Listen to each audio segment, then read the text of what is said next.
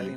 زه توصیه کوم دوی ته چې ولولئ د مارتن لینکس کتاب د محمد صلی الله علیه وسلم په اړه، او دا هغه کتاب دی چې ما یې په اړه مخکې وویل. دا مهمه ده خلکو ته نه تنها چې قرآن لوستل پیل کړي، بلکې دا سخت کتاب دی او ډیر خلک ضرورت لري چې پرې پوه شي. هغوی چې په اسلام او په ځانګړې توګه په عربي نه پوهیږي، نو ته به ولولې د قرآن تفسیر او ژباړه چې دا واقعي برخه نه ده. نو زه به توصیه وکړم خلکو ته چې یوازې سیرت النبي او د پیغمبر صلی الله علیه وسلم ژوند په اړه ولولي. د هغه ژوند قرآن و، هغه ژوندی قرآن و په یوه ډول. په پای کې به آخري خبره څه راته وکړي؟ کله چې زه مسلمان شوم زه ډیر زیات خوشاله شوم.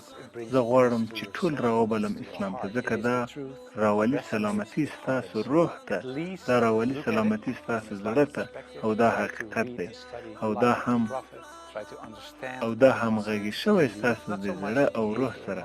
له عقل وګوره، ورته له اسلامي منظر څخه کوښښ وکړه چې ولولې د پیغمبر ژوند، کوشش وکړه چې پوه شي چې مسلمانان په څه باور لري، نه د مسلمانانو په حرکاتو، ځکه ډیری مسلمانان د مسلمان په ډول ژوند نه کوي. زما په ګډون ځینې وخت د مسلمانانو په قسم ژوند نه تیروم.